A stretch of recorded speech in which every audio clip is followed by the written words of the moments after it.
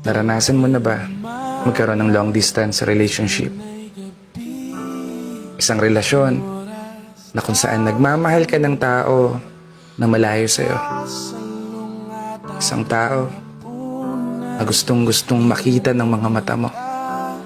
Isang pagkakataon na wala kayong ibang pinagdarasal kundi sana sa dulo manatiling kayo.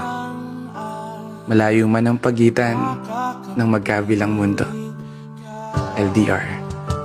Ika nga nila, pag pumasok ka sa isang relasyon, dapat handa kang magsakripisyo, sumugal, magtiis, magtiwala, at higit sa lahat magmahal.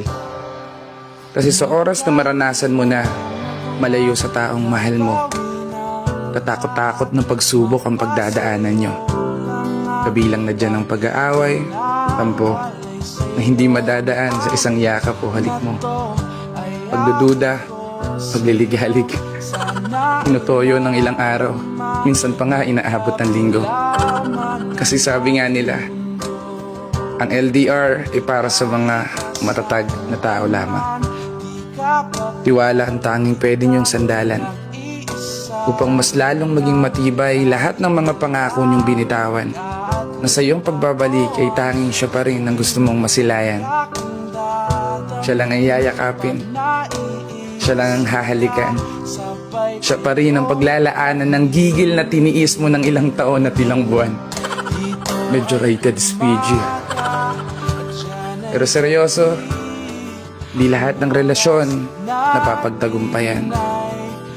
May ilan na nagpatalo sa tukso, patawag ng laman, at naibaling ang atensyon sa iba dahil sa mga kakulangan. Pero para sa isang tao na tunay na nagmamahal, walang pwedeng maging dahilan. Dahil kung talagang mahal mo, hindi mo yan magagawang palitan. Pero bago matapos ang video na to, gusto ko munang magpasalamat para sa lahat ng mga taong patuloy na naniniwala at sumusuporta. Huwag po sana kayong magsasawa. Please don't forget to share this video and i-follow ang aking Facebook page para sa mas marami pang obra na gaya nito. Kaya isang pagpupugay para sa lahat ng mga tao, para sa lahat ng magkarelasyon na patuloy sumasabay sa hamon ng buhay. This is your brother Matt for today's video. Tiwala lang.